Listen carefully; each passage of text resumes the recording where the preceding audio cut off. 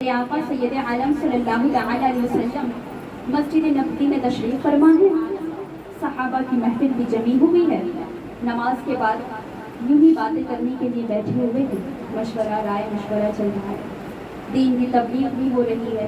تو کہیں کوئی دور جو ہے تبلیغ ہوئی ہوگی کسی گاؤں میں جا کر کے, اور کسی اناڑی نے جو ہے کلمہ پڑھ لیا. اب کلمہ پڑھ لیا, اس کے بعد اسے کچھ اتا پتہ نہیں ہے. ابھی دین میں وہ شامل ہوا ہے, وہ پہلے کی گناہگار زندگی میں ہی جی رہا ہے. نہ اسے نمازوں کا ہوش ہے, نہ اسے سچائی کا ہوش ہے, نہ اسے جھوٹ کا ہوش ہے, کسی بھی چیز کا ہوش نہیں ہے. ایک دن وہ آ گیا نماز پڑھنے. پتا تھا سارے لوگوں کو کہ یہ بہت گناہگار انسان ہے. جیسے ہمیں نیک انسان کی نیکی کا نہیں پتا ہوتا ہے, لیکن گناہگار کی گناہوں کا جو ہے ہر ایک کو بہت جلدی پتا چل جاتا ہے. تو ساروں کو پتا تھا کہ یہ بہت گناہگار انسان ہے, یہ فلاں گناہ بھی کرتا ہے, فلاں بھی کرتا ہے, فلاں بھی کرتا ہے, کوئی گناہ ایسا نہیں جو اس نے چھوڑا نہیں ہے. اب وہ آ گیا نماز پڑھ. صحابہ بھی دیکھ رہے ہیں, میرے آقا بھی دیکھ رہے ہیں. تو صحابہ میں سے کچھ لوگوں نے آ کر کے جو ہے پیچھے سے کچھ لوگ آئے اور کہنے لگے, عرض کرنے لگے, یا رسول اللہ, یہ جو شخص نماز پڑھ رہا ہے یہ بہت گناہگار انسان ہے, یہ تو کبھی نماز ہی نہیں پڑھتا, یہ آج نماز پڑھنے کے لیے آ گیا ہے, آج نماز پڑھ رہے. تعجب کی بات ہے. ان کی نیت برائی کی نہیں تھی, لیکن وہ حیرت میں تھے. یہ انسان کی فطرت ہے, یہ ہیومن نیچر ہے, اس میں کوئی جو خرابی کی بات نہیں تھی.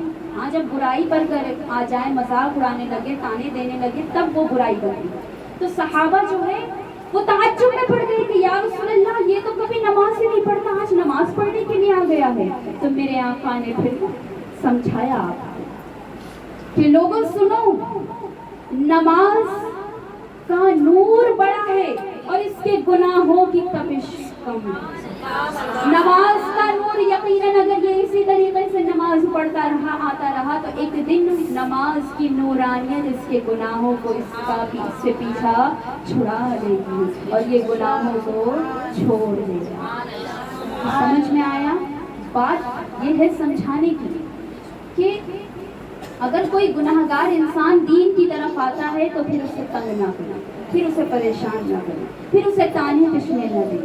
حضرت نظام الدین اولیاء فرماتے ہیں کہ کبھی بھی کسی گناہگار انسان کو دیکھ کر کے یہ نہ سوچو, دل میں اپنے یہ نہ لاؤ, ذہن میں اپنے یہ نہ لاؤ کہ یہ کتنا گناہگار انسان ہے اور میں جو ہے ہم جو ہے اس گناہ میں نہیں ہیں, ہم بڑے نیک ہیں.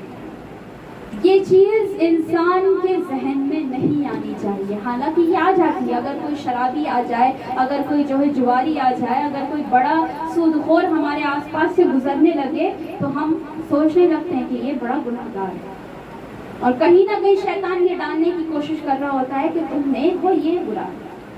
لیکن حضرت نظام الدین اولیاء فرما رہے ہیں کہ ہو سکتا ہے کہ وہ جو گناہ کر رہا ہے, وہ جو شراب پی رہا ہے, وہ جو جھوٹ بول رہا ہے, وہ جو سود کھا رہا ہے, وہ جو جوا کھیل رہا ہے, وہ اس کا آخری گناہ ہے, اور اس کے بعد وہ توبہ کر کے راہ راست پر آ جائے.